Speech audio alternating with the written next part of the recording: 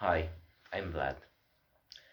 So in this video, I'll get in the physical aspects of my planche journey so far, like the workouts I was doing, how I was progressing the overload, about the form, and so on. If you don't know me, I've been posting my planche workouts on this channel for over a year, and I started training the planche because it was basically my dream skill back then. I went from this, which is basically very bad form halfway, to this, a pretty good 3-second full planche consistently. If you need help with your journey or with other calisthenic skills, you can click the link in the description and check out my one-on-one coaching program. Let's get into it. So for the most period I trained for planche, I had the exact same workout, the same exercises, except I was just progressing the overload. So the predominant workout, which lasted up until workout 60 or 70, there are like 90 of them in total right now, it looked like this. Exercise 1, doing the most advanced planche progression I can for 8 to 10 sets. Then exercise 2, it was planche lean, 10 reps 3 sets, then pseudo planche push-ups, 10 reps 3 sets, and the last exercise was optional. It was basically one-arm push-ups and normal push-ups. Towards the later workouts, like 50, 60, 70, the first exercise looked like this. I did around 3 sets of full planche, then I was too tired so I couldn't do full planche anymore. So I was doing 4 to 5 sets of half lay, and when I couldn't do half lay anymore, I would do the rest of straddle. And of course, early on, instead of doing full half lay straddle, I was doing it one level below that, which is half lay straddle advanced talk, right? And the reason you don't see one like full planche is because I believe it isn't a great variation. In my opinion, it's way better to stick to the main ones, which are a full, half lay, straddle, advanced talk, and talk. This first exercise is interesting because I could progress the overload automatically. I didn't really have to think about it, just in some cases. So when I was doing the half lay, straddle, and advanced talk planche group, I could, for example, try a full planche, and when I see that I could hold 1 second, at least 1 second, I would implement it. And so I would do 1 set of full and then the other ones of half lay and straddle. Then with time, I could do now 2 sets of full and then the others of half lay and straddle. Even more time, I could do 4 sets of full and then the other ones of half lay and straddle. So it's pretty automatic, I didn't really have to think about it. That's why the exercise is called doing the most advanced progression, until I can't do it anymore, right? So that's how I was progressing the overload on that exercise. Now, on workout 40, I had a big realization, which was the one thing keeping me back from improving 2 times faster in my planche journey. It was the form. I didn't really care about the form back then. I only cared about the hold time, how many seconds I was holding.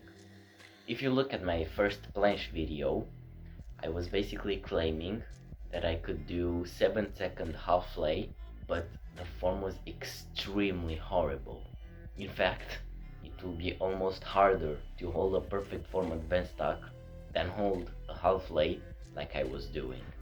So from workout 1 to workout 40, the progress was so slow. Yeah, it was there, but it was extremely slow, and I was so confused because I was doing everything right.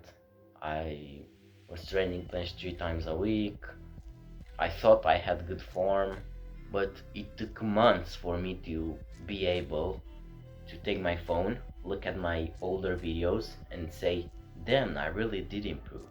So my first big realization was the importance of good form. I thought that I was right this whole time, so I still had some big ego. But then one day I said, okay, fuck it, I'm not that good. And so I went on YouTube and I researched the perfect form of variations. I researched how to do it better. So I looked at some Andrew Strong videos, at some Valentino TZ videos, and I really tried implementing them in my planche workouts. I was comparing their form with my form, making small adjustments here and there, and I found myself being on the right track towards achieving the planche.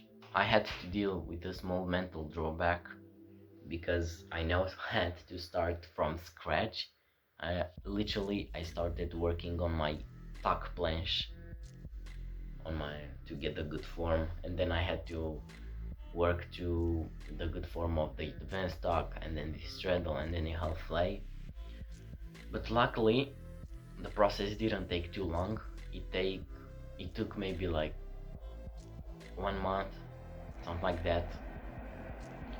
But I'm glad I did it. I'm glad I started over, because I wouldn't be here today if I didn't. If you want to know how to have good form on some planche progression, I'll just make videos about that in the future. For the next 20 workouts, it went relatively okay, nothing spectacular, just growing. Slow and steady wins the race, right? And at around workout 60, I had my second big realization. The way you enter the planche. The way you enter the planche is so important. It changes everything. It makes it way easier or harder. And because of this one lesson, I could control my sets a bit better, and I could hold for a bit longer, which is amazing. I'll make pretty soon a video about how to enter the planche properly for every progression.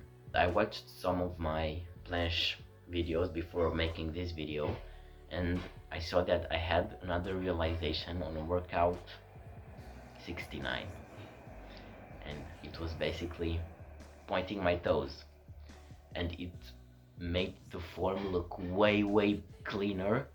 I don't know why exactly, but pointing your toes makes it just better, and it doesn't take much effort in plus. Around this time is when I started playing around with different exercises, not being so monotonous anymore.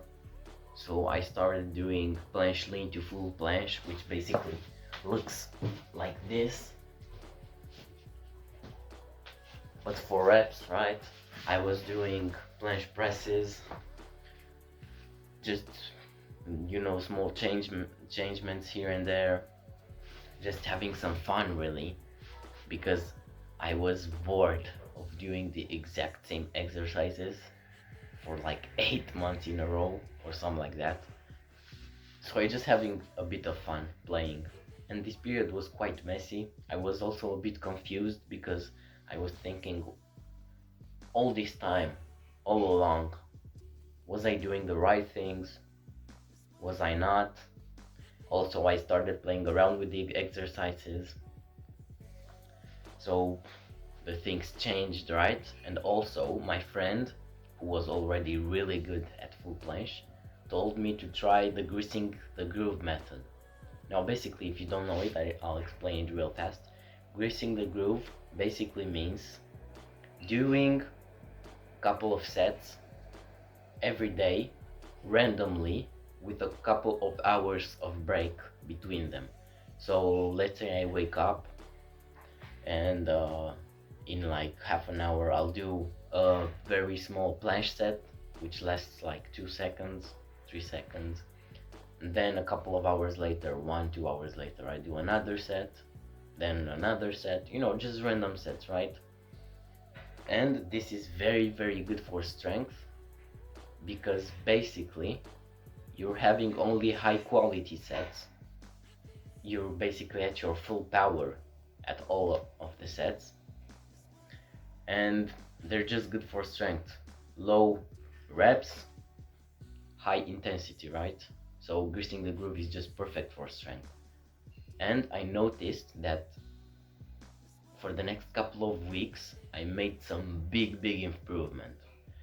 Then it started kind of not really plateauing, but like growing a bit slower, but greasing the groove was definitely worth it, and I'm still doing it.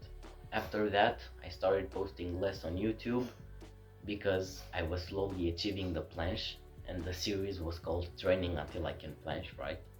Now the past 2 or 3 videos are called, I think, Training Until I Master the Planche, something like that.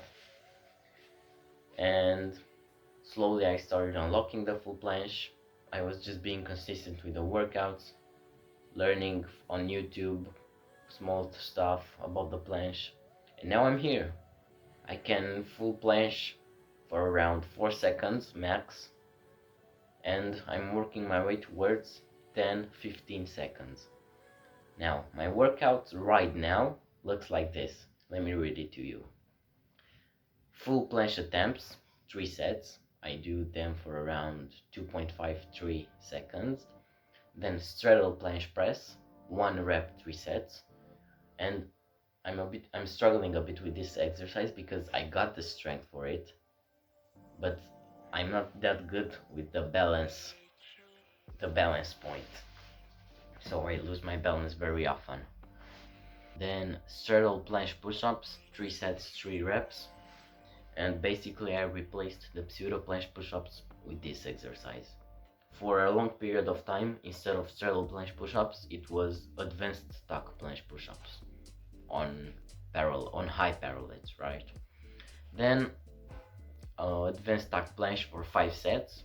I hold it for around 8 seconds, just a bit of a killer exercise to make sure my planche muscles have been worked properly. And then planche leans 10 times 3, and then some dips and push-ups.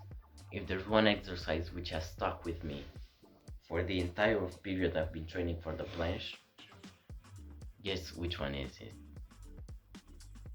It's the planche leans. They're amazing because you can always lean a bit more. It's exactly like the planche exercise when I was doing 8 to 10 sets. The progressive overload is automatic.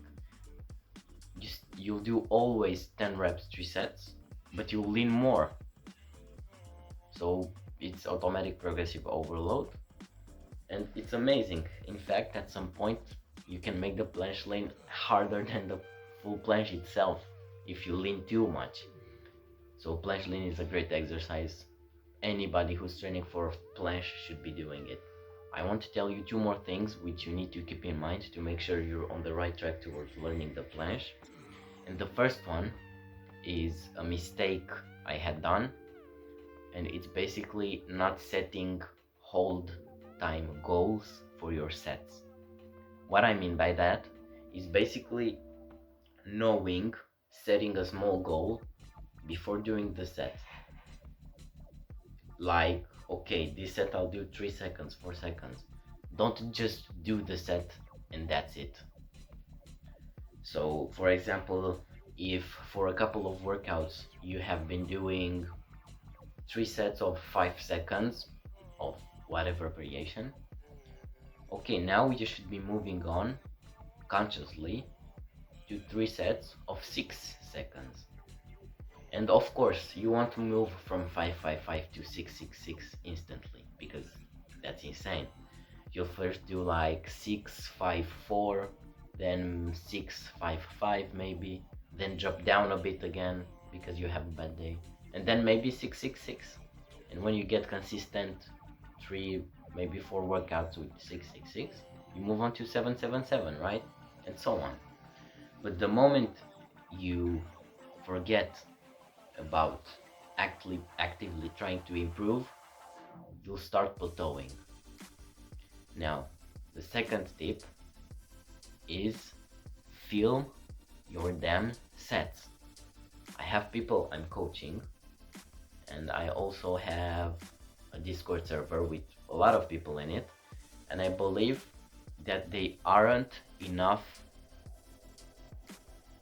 not necessarily motivated, but they need to film more of their sets, because it's literally the only way to see if you have good form or not. Imagine there's two guys. So there's you're training casually. Yeah, you found a nice workout on YouTube, you're just doing it. While I am obsessing so much over my planche goal that I go to the point where I film my every single damn set to see if my feet should be 1 centimeter higher. Who's gonna get the planche faster? Who's gonna have better form? Film your damn sets, obsess over it, and then compare the form with the people who do it properly and improve. And that's how you get to the planche. This was it. I hope you found a couple of golden nuggets here and there. And if you ever need more assistance or help with your planche journey or with other skills, if you feel stuck, you don't know what to do, then you can check out my one-on-one coaching program, which is right now listed at $27 a month. And I think we could do great together. Thanks for watching. See you at the top. Mwah.